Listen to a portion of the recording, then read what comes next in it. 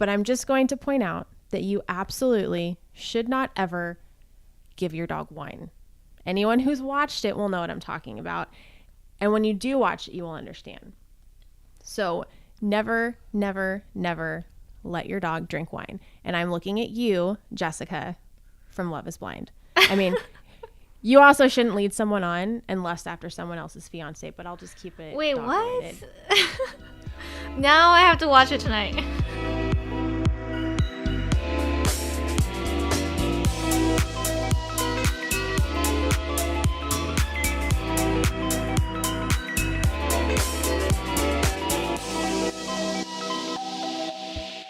Welcome dog moms and dads to our show where we discuss the everyday joys and challenges of pet parenting. I'm your host, Jen. And I'm Ashley. And this is the Dog Mom Podcast presented by ZippyPaws. Yay! Dun, dun, dun, dun, dun, dun. All right. You ready to talk about quarantine? Yes. Ready. About COVID? I mean, I guess we're not really talking about COVID. I don't want to talk about COVID. Yeah, we're not talking about, COVID or coronavirus, the actual disease, but we're just going to talk about how we've been handling stay at home. And this is how many days? It's been 69 days that we've been staying at home. So I'm glad you're keeping track. I can't. I feel like just if Googled. I was... Yeah. Oh, okay. Yeah, for anybody listening that isn't familiar with ZippyPaws, we are based in Southern California, and California was one of the first, if not the first, I don't fact check me on that, but definitely one of the first states to have the stay-at-home order put into effect. So ZippyPaws as a company has been at home for months. Yes. Feels like years, but it's been months. Right. I think we, as a company, started working from home about a week before Governor Newsom actually declared the stay-at-home order. So we've been staying home an extra week. We were ahead of the curve. We were those irritating students in the front of the class. We're like, can we just go home? Can we just go home? Little did we know we weren't coming back. Yeah. It's crazy to think about what we thought of, 69 days ago. And here we are now. Yeah, it's bizarre. And coming from someone, this is going to sound a little bit morbid, but from someone who watches zombie movies and apocalypse movies, you watch them with this level of understanding of, okay, this isn't real. This isn't a real thing. These crazy diseases don't have this kind of an effect in our society. And it's just kind of a good gut check that, yeah, actually they do happen. And these things can happen. And it's kind of a wake-up call, really. Yeah, for sure. So today we're going to be talking about how we've individually been handling the stay-at-home order and what we've been up to. How are we, faring with our significant others and what we've been doing with our dogs. So it's just more of a chit-chat episode where we talk about our daily lives. Yeah, and I just want to start out by giving you a quick shout out. I think that you guys as a company have always done a very good job making all of us feel safe. All of us feel like we're a part of a family. And there was absolutely zero hesitation stopping everyone from going into the office and sending everybody home. That's not something that I think you would necessarily get with a lot of companies. I think there would probably be some hesitation, and there wasn't at all. And as someone who has severe asthma and who has an autoimmune disease, that's so important to me, but I'm just very appreciative. So thank you. Oh, you're welcome. I think that the health of all of us is way more important than any business that we could do. And it was a no-brainer. And shout out to the executive team here at ZippyPaws for making that decision right away. And I think it was definitely helpful, especially to you, because you are in a high-risk, what would you call it, category? Yeah. Let me restart that. It's always Ashley. Yeah. Well, we want you alive, so we try to do our best to do that for you. But moving on to more lighthearted topics. And I guess what everyone's probably really wondering is, what have we been up to since quarantine hit? Obviously, we've been working. We've pretty much continued our 9 to 5s Monday through Friday, but it is amazing how much time you have even when you're not working, when you can't leave your house. That is true. Hours feel like days. I feel like I go through, since I've been in quarantine or stay at home, I've gone through periods of months within these 2 months. Like season have changed, and then like I was into doing this hobby, and then now I'm into doing this hobby. So you're going through the motions. Yeah, so it feels like it's been forever and ever. But I keep joking with Nico that every week I'm going to decorate for a different holiday.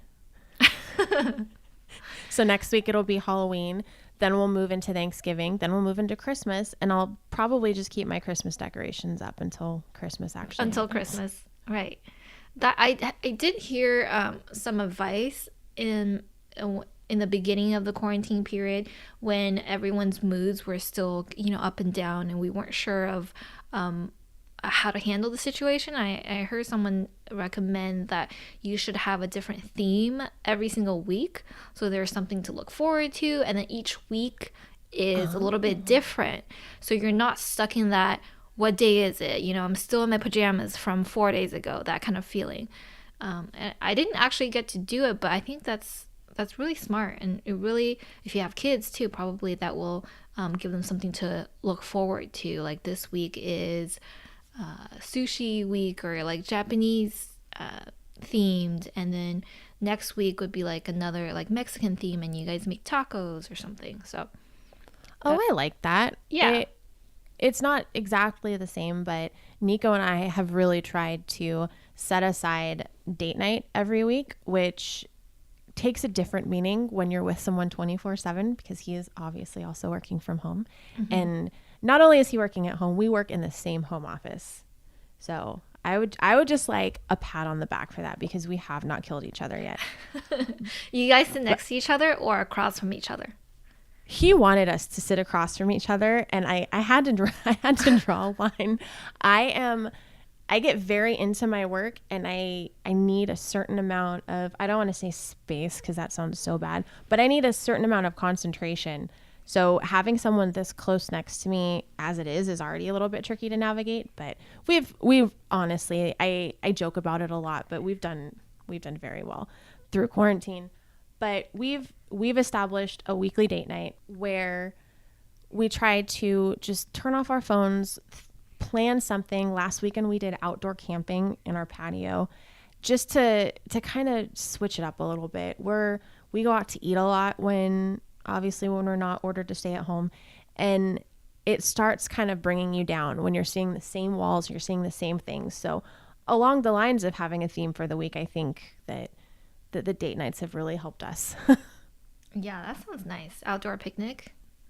It was fun. We set up our camping equipment, tried to sleep outside, and then our neighbor decided to listen to his music until 2 a.m. So that didn't work out as well as we had hoped. But yeah, last weekend we power washed the backyard and also all of the cushions. We've been in this house for 2 years, and I don't think we've spent much time out there just like sitting.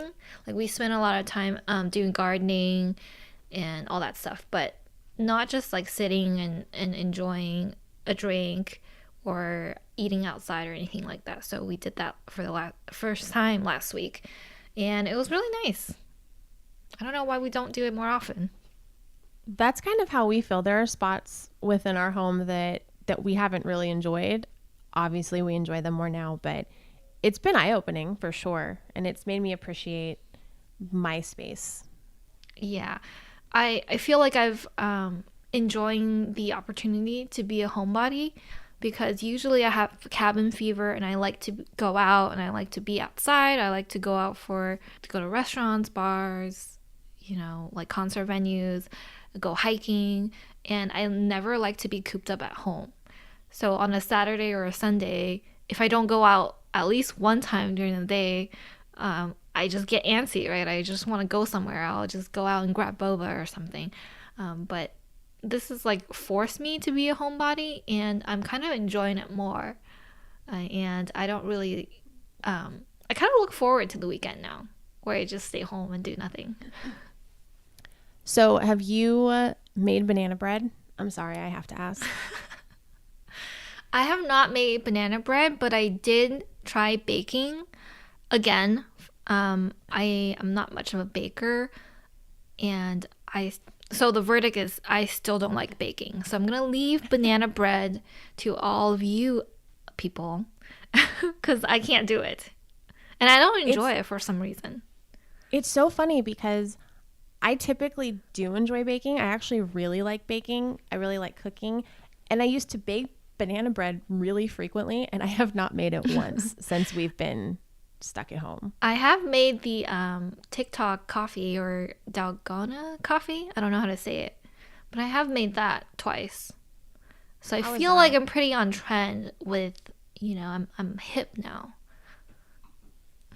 I mean, I placed a $300 Bevmo order when quarantine started. Does that count? Is that every week? How dare you?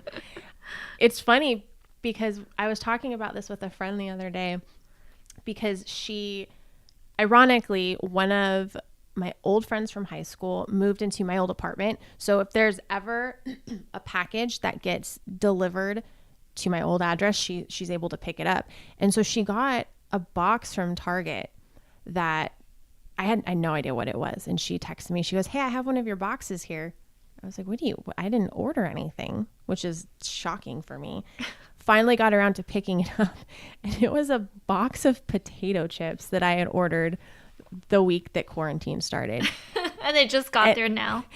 Well, yeah. One, it just got there. And two, it's just funny because everybody went into this mass hysteria. There was panic. People were bulk buying toilet paper. They were buying water, which I don't know if everyone in suburbia California knows this. You can boil water.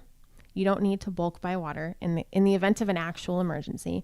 But Ashley decides to order a stockpile of wine and potato chips. And I don't know if there's anything that could metaphorically describe me better than that. You're like, if I'm home for 2 months, how many bottles of wine and how many potato chips can last me through these 2 months?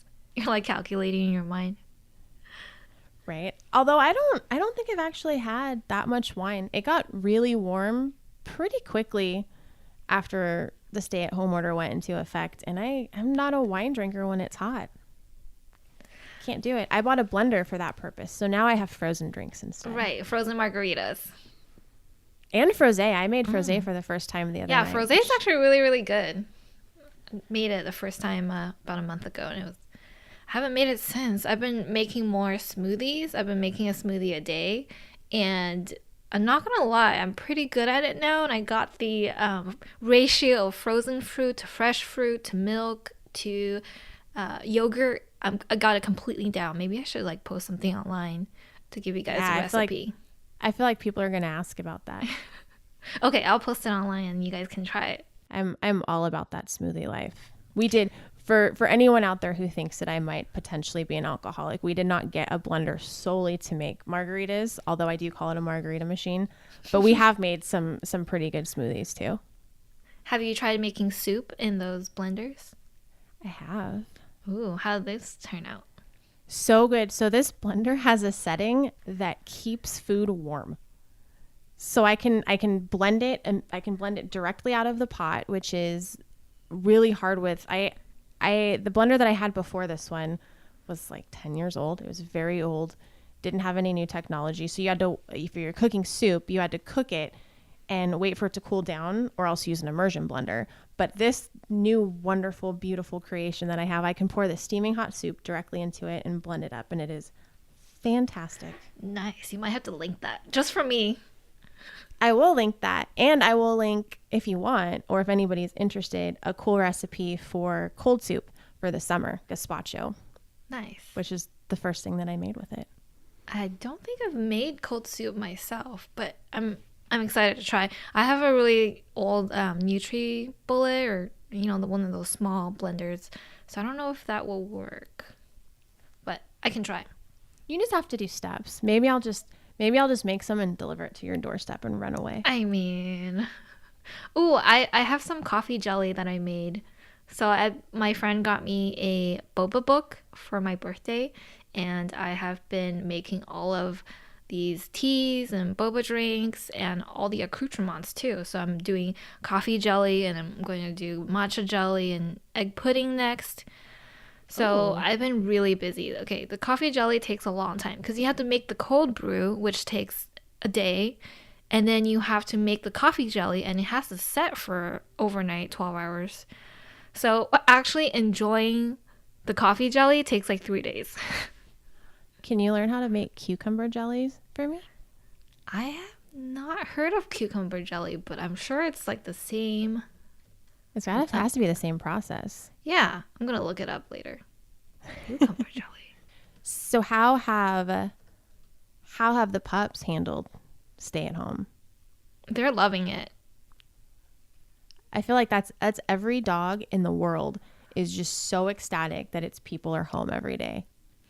Yeah, we've kind of tried to go out a little bit without them, maybe twice a week for a few hours without them. And every time we get back, they're just overjoyed. Birdie especially keeps ripping up my clothes and getting her, claws into my arms because she's so excited. We've tried to do the same with Bjorn because eventually, no idea when it's going to be, but eventually we'll be back at work. And I feel like this is one caution that I will throw out there is for everyone that's at home that's just loving their lives with their dog and thriving. Make sure you're giving your dog some time away from you because it's going to be a really, really tough adjustment going back. Yeah, I've thought about it. And we try to give them a little bit of time, but then again, I'm like, where do I even go? And yeah, if I'm outside taking a walk, I feel kind of guilty not bringing them. Same. And I feel like with ZippyPaws, it's a little bit different because we typically take our dogs into the office every day. But for the people that work office jobs where they're not around their dogs, you going from being home 24/7 to being gone 8, 9, 10 hours a day is going to be really, really tough.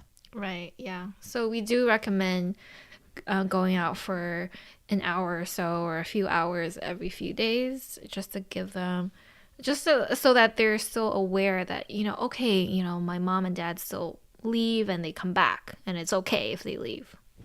Exactly. So during quarantine, Bjorn learned to ride next to a bicycle. I guess he's not riding, he's running next to a bicycle, which he's not scared. He is not scared anymore. That's what I was going to say. He used to be absolutely terrified of anything with wheels. Rollerblades, scooters, bikes, terrified. And Nico and I love to take bike rides. And one day we were just like, we're going to try it. Just see how he does. See if he behaves the same way with us on our bikes, because we'd essentially kept them far, far away from him. He wanted nothing to do with any bikes. And I would like to say it was this long training process that built up to this grand finale. He was absolutely fine. The first time I got on a bike, he's got a pretty heavy duty harness that just gives me a little bit more control because he is a big dog. And that's the last thing I want to do is go flying on my bicycle. But I've been able to just hold his leash with my left hand and ride. And he loves it. There are days when I'm too tired to go out running with him where we just ride around in circles for a little bit and he just goes full speed and it's the best exercise he gets. That's nice. I wish we could do that here, but my neighborhood is too hilly. I can't do that. But Thinking that nice. Thinking of biking in your neighborhood gives me anxiety. Oh my gosh, yeah. You go down a hill and then Uber back up maybe. There are cyclists that come through. They come to our neighborhood especially because it's very hilly, and they're all dressed up in cycling gear, like they think they're Lance Armstrong or something. We always make fun of them, like, why do you have those glasses and why do you have those shorts? But they go up the hill and then they come down so quick, and they're like so quick around the blind corners. I'm afraid to get hit one of these days. I think I will. I wish I could be one of those people. It's probably the same people that wake up at 5 a.m. rejuvenated with no need for coffee and Right. drink a They're smoothie like, and get through their day. let's go on a 23-mile bike ride. It's going to be great. That'll start my day. Have you guys done anything fun with the dogs, or have you worked on anything? Have you done any like type of training, any type of etiquette work?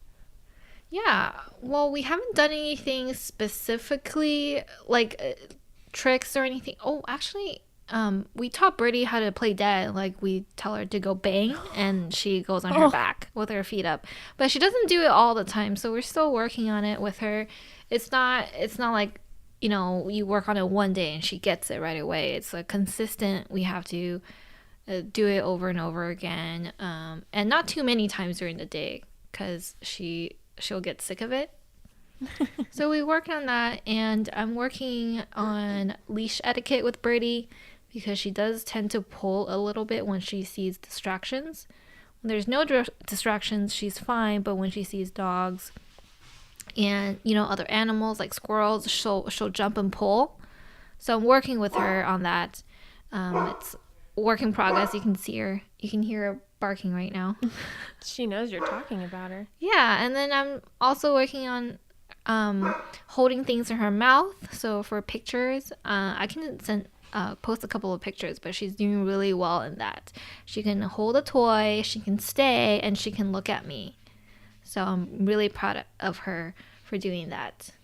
That's so exciting. I think leash etiquette is probably honestly another topic for a podcast in and of itself, another episode. But it's funny you mentioned that, because one thing that I have learned through the duration of the stay-at-home order with more people being at home consistently is that absolutely none of my neighbors know anything about dog etiquette. Mm-hmm. Nothing. I can't think of a time in the last 2-3 weeks that I've taken Bjorn out where he has not gotten just harassed by some dog. It's neighbors that they're walking 3 dogs at a time, and maybe this is something that you can enlighten us on because you have 2 dogs. I only have 1, so when I'm walking, it's very centered on making sure he behaves. But dogs on 10-15 foot retractable leashes that are trying to jump all over him, and people that don't pick up after their dogs, and it's crazy. We might need to make this an entire episode. Yeah, I think so. And I think especially during a quarantine, I've seen a lot of people walking that I haven't seen before. A lot of dogs in the neighborhood that I haven't seen before. I don't know, all of a sudden they started walking too. And we have this, my husband calls him the blue bag bandit, because there is some person in the neighborhood walking their dog and having these blue poop bags, and they just leave them on the street or in people's yards. Yes, and we see them all over. And then I think lately he switched to a green bag. So I don't know if there's 2 people, one with blue bags and one with green bags, or it's the same guy who is switching colors, but I'm onto him or her. Yeah, like just PSA, guys, don't make messes. Try to think of how you would want other dogs reacting to you or to your dogs. Our HOA is actually really good with people that don't pick up after their dogs. This is assuming that everybody follows the rules, but when you join this community, they actually take a DNA swab of your dog. So if they go to the bathroom and they leave it and it gets picked up, they can run a test and you can get fined. Oh my goodness. Who is doing that? That's the thing. I don't know how reliable it is. I'm almost wondering if it's more of one of those tactics where, hey, we have your information, don't do anything wrong. Because I would sincerely hope that they're not spending, there's poop everywhere in this community still. I hope they're not spending the whole day going and collecting information, but there's a part of me that sees people, and I want to be the person that reports, but I never do. Yeah. I never do. I think last month there was one incident where I was taking Kramer out, and usually we have like a poop bag holder on each of their leashes, but this time I think I washed his leash or something and I didn't have one. So I was like standing on the middle of the street, like just looking around, hoping that nobody sees me because I didn't forgot to bring poop bags. But then once I brought him home, I like ran out with the poop bag half a mile to where it was, and I picked up the poop. Because I just don't want to be that person, you know. And it wasn't on someone's side yard, so I didn't want them to have footage of me with my dog. So when I when I went to go pick it up, I made like a big show. I'm like, I'm here to pick up the poop. So if they're like watching on their cameras, they can see that, you know, I came back. This big production. Right, like I have my I put my hand in the bag and I waved it, right? I'm like, I'm not the blue bag bandit. On that same note, I do feel like Bjorn goes out easily 3 times as much as he typically does. And I'm guessing it's because he's bored. Because he's just constantly in our home. Do you feel like he's a lot lazier now or no? He is acclimated to the stay-at-home life for sure. He was always a pretty low-key dog. Well, it's funny because he always had a lot of energy at home, and then we'd bring him into the office. I'd bring him into the office for work, and people would actually ask me, they would say, you talk about how high energy he is, but he's always sleeping. So now he just kind of goes through all of his motions at home, but I definitely feel like he's chilled out substantially. He's enjoyed his newfound spot on the sofa and just kind of loafing around, really. How about your dogs? Have they? Yeah, they're super chill. They have bursts of energy, especially after eating breakfast or eating dinner. But most of the day, they're just chilling. They're kind of following me around because I'm, you know, in the home office, and then I come out and I make lunch or something. They're always by my side. So they're definitely pretty chill. And Brady's grown up, so she's not as high energy as before. She only has a couple of bursts, and they only last for a minute or two, unlike before where she'd go crazy. Those zoomies through the house. She still does zoomies, but yeah, it's definitely a lot better than before. So I have another quarantine question for you. Okay. What is the cringiest show that you've binge watched? Oh boy. Or have you watched any? Because I know I've watched plenty, but I could be the weird one here. I haven't actually watched too many new shows because in the beginning of quarantine, I was just watching my old favorites because I wanted a sense of normalcy in my life. So I've been watching like Seinfeld, Frasier, those shows that I've watched maybe like 20, 25 times each. It just helps to calm me down. And now I'm kind of foraging into newer shows. Like I did watch Ozarks and Tiger King, of course. That seems like months ago. Tiger King? Right? Didn't I feel like Tiger King came and went really quickly. Right. Yeah. It seemed like it was 6 months ago, but it was only maybe 2. But the cringiest show I've been watching, I wouldn't call it cringy to people who are fans, is 90 Day Fiancé. And I've that's told cringy. You. Yeah. Okay, thanks.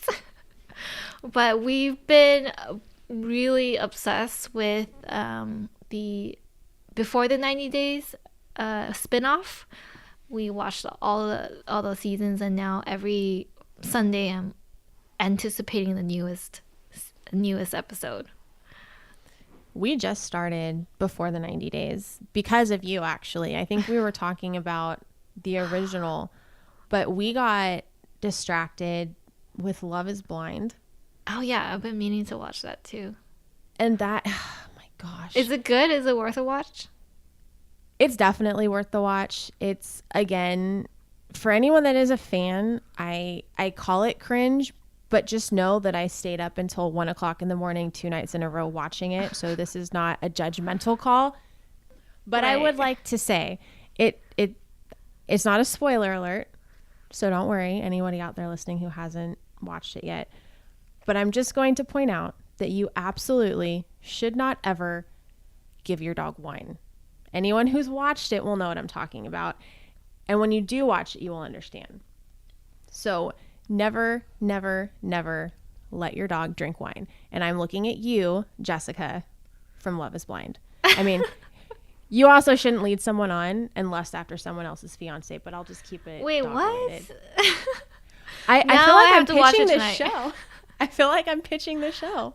And then you can tell me how you feel about all of the people. But yes, I'm don't. like, this episode is not sponsored by Love is Blind or 90 Day Fiancé.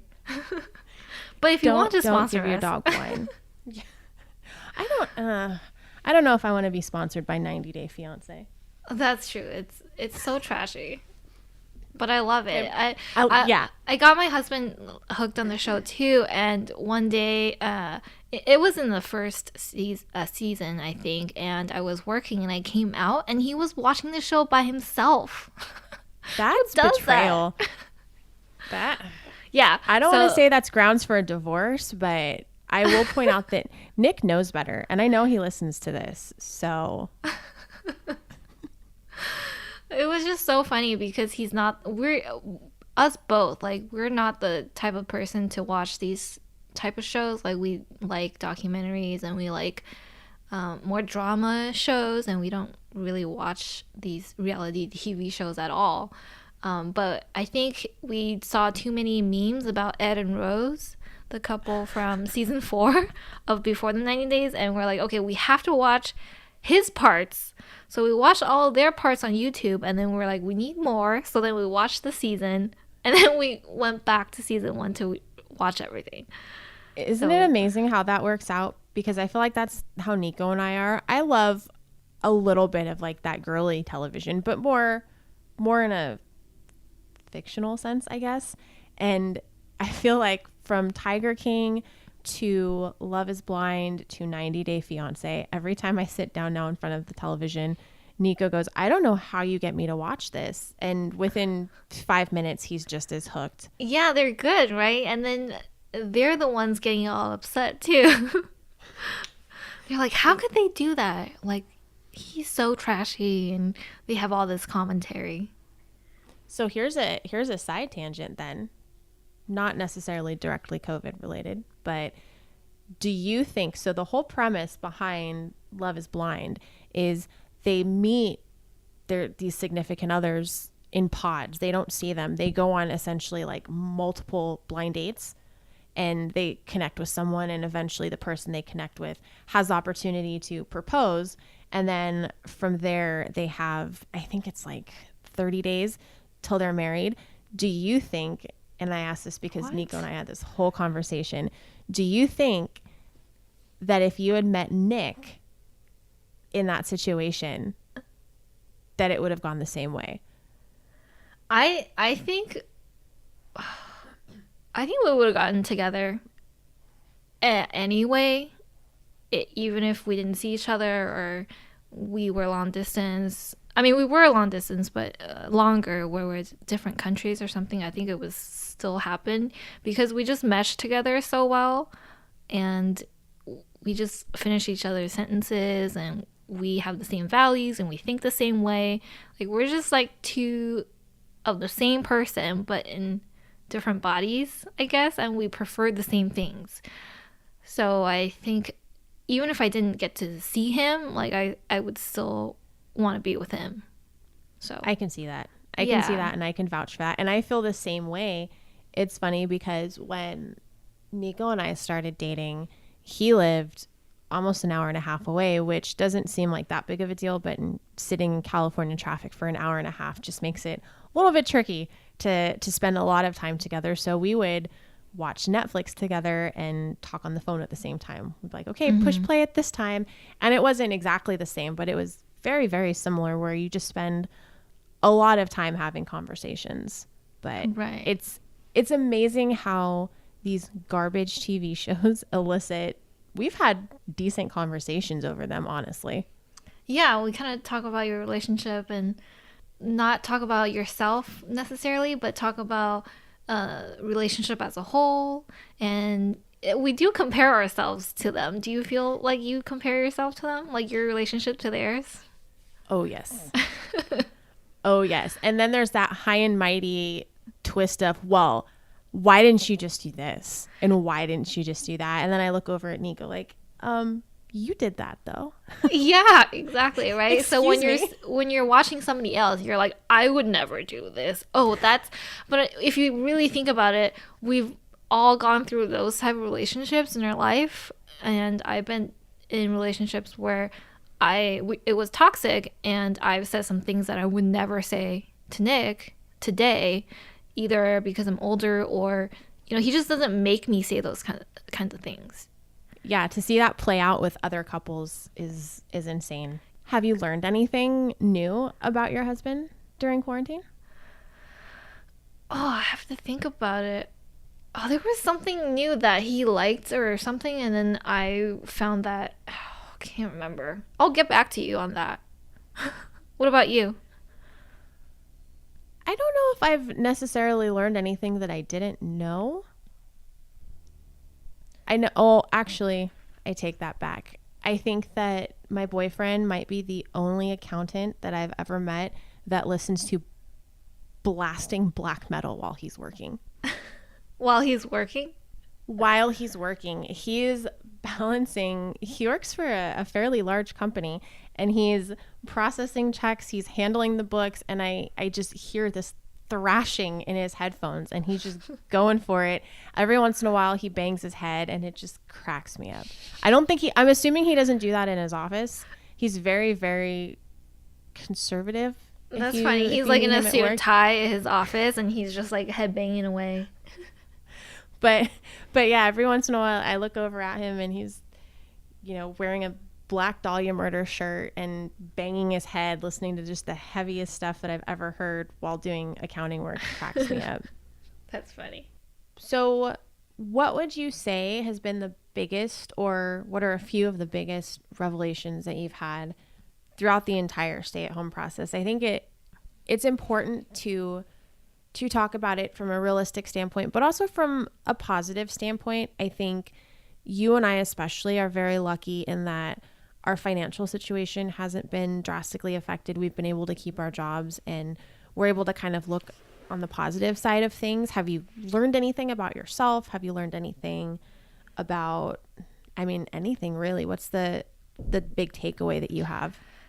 Yeah, so again, like you said, we've been super fortunate to keep our jobs and work from home efficiently, if not even better than we were before. And of course, my husband has always worked from home, so we never had to, worry about his job. And some of the takeaways, I think, in the beginning, I was definitely, I've never been, depressed or anything, and I never really felt it myself. But I think in the beginning, the first month or so, I definitely felt bouts of depression. And I don't claim to have a mental illness or anything, but I can understand kind of what that feels like. And I'm usually a really positive person where I look on the bright side of things all the time. And there were days when I just either couldn't sleep, or I'd wake up and feel like this is Groundhog's Day, like nothing is being done for us, and we're just all in it for ourselves. It's just me against the world, right? So yeah, that's how I found the beginning. But I think since then, I've really just settled into this life and this role where we still do our day-to-day, and we still do the best that we can in our work. And I feel like for the ZippyPaws team, at least, we've been doing a lot of really, really great work. It's something like the podcast too. Like, this is creative project is really cathartic for me, and it's really helping me to push my boundaries a little bit more and be a little bit more creative and reaching out to people and connecting with our audience, our customers. That's really helped me because I want to relate to everyone. And if you can relate to me through one of our stories or episodes or a toy, like that's that to me is really, really rewarding. And it helps me be in a good mood, and I just love it. I just love the feeling of it. And I think productive wise, there are days when I'm very productive where I can bang out all of my to-do lists, and then there are some days where I just don't have the creative juices and I don't have the energy, and I just want to lay on the couch and not do anything and watch TV. And I feel like I've come to terms with that because I'm usually a very type A when it comes to getting my work done. And I don't like to be unproductive. I don't like to not hit my goals. And that really bugs me. But now it bugs me a little bit less. Like, I'm a little more laid back with that now. So I feel like this stay at home has been very positive on me. And I feel like I'm a more well-rounded person because I've always cooked a lot, but I'm cooking more. I've been making awesome drinks, and we're trying to do different hobbies. Like, I just made some candles for the first time. So I feel like I'm really pushing myself to be creative and to just enjoy life a little bit more and take it slower. So overall, it's been great. I think that's important, and I think it's important to recognize that there are going to be some days where it's just not happening, and that's okay. Yeah. Because before, that would get me really down because I would say, I had all these tasks A, B, and C scheduled for today and I didn't get it done. But now I'm feeling like, you know what? It's okay. I can push it to tomorrow or the day after. Let's work on something that will get you in a better mood today. So I'm a little bit more in tune with how I'm feeling and how do I get out of a funk if I'm in a funk, and, just take care of myself and my family a little bit more. Yeah. And it's very easy to fall into those funks too, because we're essentially being force fed all of these Instagram influencers, all of these commercials, all of these memes saying what you should and shouldn't be feeling, what you should and shouldn't be doing, what you should look like. And the bottom line is that 99% of that is fake. Yes. Right? Like, it's okay to hang out at home in mismatching pajamas. You do not need to have the newest clothes. You do not need to be spending your entire quarantine online shopping to reinvent yourself. If you don't come out of this as a completely new person, that's okay. If you come out of this as a new person, that's great too. But I think that just like everything else, we're fed these expectations, and it messes with people, especially sitting at home. And I hate using the word unprecedented, but if there was ever an occasion where it was warranted, it is that this is something that no one's ever navigated before. And so to put those expectations and to set these standard bars so high, I think is really dangerous. And something that I've learned, and it's kind of similar to what you're going through, is that it's okay to have bad days. And I would probably take it one step further and say forcing yourself to act like everything is fine isn't always healthy. And I speak from experience on that because I'm one of those people that's very go, go, go. I like to be kind of like that mother figure for everyone around me, where if you're having a bad day, talk to me about it. Let me know. And I try to be that for Nico, for my family, for my team at work. I was trying to be that rock for the longest time. And I would say it was probably a good month into stay at home until I was like, okay, I can be this for everybody else, but I'm doing myself a disservice by acting like everything is okay. It's okay if everything isn't okay, as long as you have that light at the end of the tunnel. And very much like you, I've kind of thrown myself into a lot of different creative endeavors. We've essentially redone our entire condo.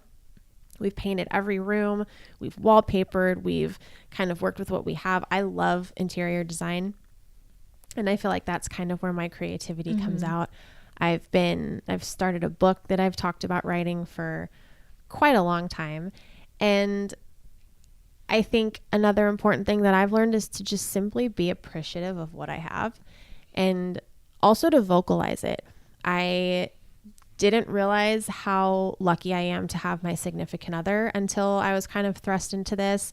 I didn't realize how lucky I was to have the career that I do and the team that I do and the people working with me. And it's been really beneficial to me to vocalize that too. And I think that kind of helps spread that positivity circle.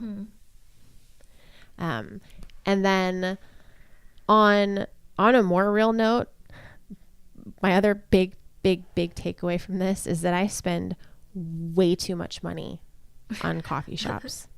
Yes. Insane the amount of money that I've saved simply by not driving through Starbucks every morning, not eating Del Taco for lunch every day. I think we've done a really good job here with not eating out too much. And when we are ordering out, we're trying to support local restaurants. There's some great ones in Claremont that we go to quite often, and we want to make sure that they're staying in business. But I realize how much we spend eating out and drinking coffee and kind of really spending money on things that aren't giving us lasting experiences. We bought a barbecue about 2 months ago, and I'll tell you what, I don't think we've ever had a better purchase as we have buying that barbecue. And this is coming from someone that doesn't eat meat. We've been out there being vegetarian barbecue kings and queens, but we've had fun doing it. And I hope that that's something that we can take away after all of this is over, is that we don't just fall back in the trap of, running out to Chipotle when we want, or just driving through Starbucks, because we've had fun at home making lattes and trying to draw the hearts in the foam and barbecuing together and sitting outside and really taking advantage of the time that we have. So, I mean, it's a very scary time. It's really uncharted, but I very much like you, I think we've been very lucky in that I've grown from it. My relationship has grown from it. I don't know if Bjorn's grown from it. He's sitting next to me snoring, but he probably learned something. Yeah, I also agree that we are so lucky.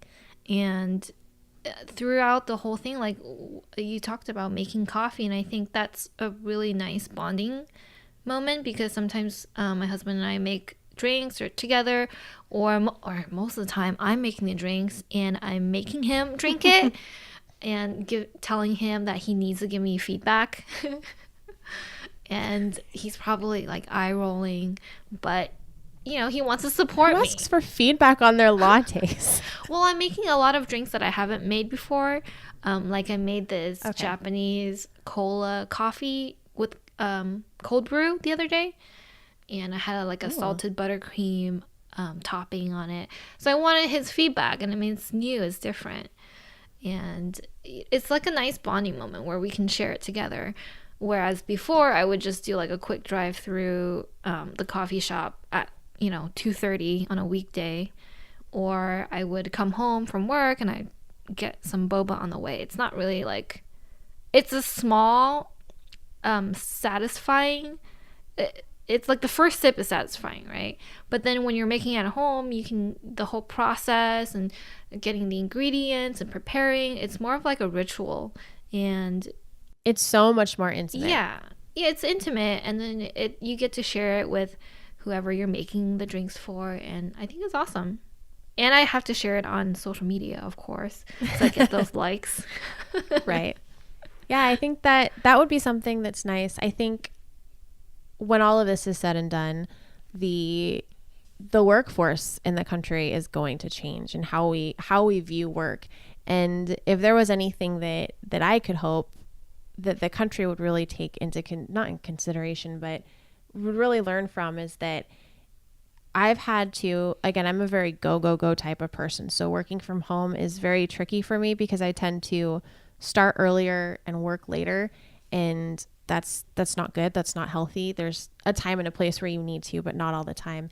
And I think that this stay-at-home order has kind of taught us what Europe's been doing for a long time too, right? Where they value their family time. They value their time away from work. And that's another important takeaway. Yeah, definitely. Well, I know you and I always work all the time, but and generally as a pause, we only, 40-hour days. Like you can log off, you can sign off. I can't sign off. I just my brain doesn't allow me to. Yeah. But during quarantine, I can take an hour or two during the day where I can run some errands, or I can work on making a nice drink, or I can be out in the backyard and get some sun, and then work at night. Whereas in the office, you can't really take like 2 hours off in the middle of the day to go do something. So I think that's really helped with my mental health because, I tend to get so zoned in. I will work for hours and hours at a time with no break. So being at home, like it's so nice outside. So, I go to the backyard, I do a little bit of gardening or something like that. And it helps break up the day. And it helps for someone who works from like sun up to sundown, it helps break up my day and like make me work less, I guess. Yeah. Yeah. And then an even bigger round of applause for the people that are still working. I think it's also worth noting that there are tons and tons of people that are still going to work every day. They're getting up and exhausted. There's the people that are working full-time jobs and teaching their kids from home. There's a lot of kids on homeschool. One of my best friends, Erica, is a nurse, and she's got a house full of children that she's taking care of. Our director of operations is doing it too. He prefaced our managers meeting today saying, hey, listen, my kids are home today. It's just me. So there might be some interruptions, and that's hard. That's exhausting because you're literally putting two huge components of your life together that are typically separated and just mashing them together with absolutely no training whatsoever. And then there are people that are out of work and are spending 24 really long hours a day struggling and stressing. And it's crazy to me. So a round of applause to everyone. I think that we keep talking about how lucky we are, but I don't want it to get lost on people thinking that you should be, buying margarita blenders and spending your days training your dogs. I think it's worth pointing out that this is a difficult time for a lot of people, and simply getting through the day is sometimes an accomplishment, and that's worthy of a pat on the back, honestly. Yeah, definitely. We all have our problems to deal with. A parent has problems, and we who are so lucky have our issues during the day too, right? So I don't want to discount, like if you are someone who can work from home, your work hasn't been interrupted, and you're not homeschooling your kids, it's okay to feel like guilty, right? Because sometimes you do feel guilty of like I'm so lucky, and there are other people who are not as lucky as me, and I don't want to be having these first world problems. But I think it's okay, everybody has difficulties in their lives, and it's okay to have these first world problems. I agree.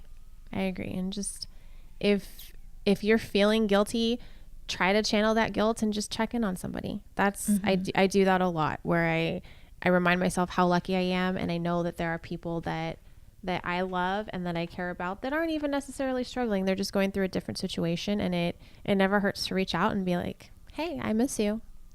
Yeah, that doesn't mean a lot. I know. And then before we wrap this up, I do think it's worth pointing out that one of us celebrated a quarantine stay-at-home birthday, and it wasn't me. You guys were the best. So some of the ZippyPaws team came, like they had a caravan driving up to my house, and I lived super far away from everyone. So it must have been like 45-minute, an hour drive for everybody. And I was so surprised. They had signs and balloons and flowers and presents. It was awesome. You guys made my month. Well, happy birthday one more time. It's still your birthday month, so we can keep saying happy birthday. Yeah, it was only like 2 days ago. I'm still celebrating. And miraculously, I still have my job. That was the running joke among everyone, is I had to reach out to Nick, and I believe my exact words were, okay, so I really want to do this, but I just need to know on a scale of 1 to 10, how much is she going to hate it? Okay, yes. I loved it. Honestly, I loved it so much because I wasn't expecting it at all. And normally I'm not a person that loves like grand gestures or public anything. I don't like people saying happy birthday to me. I don't like people making a huge deal for me. It just makes me uncomfortable, but this didn't feel like that really. And usually I don't like surprise parties. Like I've never had a surprise party in my life because I always tell people I don't like surprises. I'm like that type of person who likes spoilers when they're watching a show. Like I'll research spoilers before I watch the show, which is really odd. But I just like to have control. I just want to know what's happening. And so this was really fun for me. And I'm glad Nick told you to go ahead with it. So I am glad too. For anyone out there listening, I love birthdays. I'm not a huge fan of my birthday, but I absolutely love you do go everybody all else's birthday. out. I do. It's the people that I care about. Like, what's a better opportunity to celebrate them? It just makes sense. Yeah, it was definitely fun. Usually I travel for my birthdays because in May it's like a really nice travel month. The weather's great. It's right before the summer holiday, so there's not that many tourists. But I really, really enjoyed my birthday this year, staying at home, doing things I want to do. Like I really wanted to get a car wash, so I just went through the car wash, and that, like, I don't know, it just made my day. It was just really fun for me. I'm so glad. Yeah, so it was nice. So if you have a quarantine birthday, happy birthday to all you guys out there. Yes. And then a special shout out for this podcast to Forepaw Clover, who I believe is one of our first fans on social media, right? Yeah, Maybe? I think so. Yeah. We appreciate you. Thank you for listening, and always love your feedback. So thank you very much for that. Yeah, so the next episode, I believe, will touch upon some of the topics that she wanted us to talk about. So Yeah. So what is the next episode? What are we doing for the next one? It's puppy etiquette. Yes. Puppy basics. What to teach your dog, what not to teach your dog. Kind of a part 2 of our puppy discussion, right? Yes. All the nitty gritty. So if you want to boop that follow button, you can find us on Instagram and Facebook at Dog Mom Podcast, and our website at www.zippypaws.com/dogmompodcast. And feel free to leave us feedback. Any questions, comments, concerns, we do read them. We love the feedback. And we have actually a couple podcasts in the future addressing some of the things you guys have reached out to us with. So never feel like you have to hesitate in reaching out to us, because Jen or I will definitely get back to you. In case you don't know, we're pretty chatty. Oh, this is like, we said we wanted this one to be a short one, and it's almost an hour. So maybe we should just sign off. So happy weekend, and we'll see you next time. See you next time.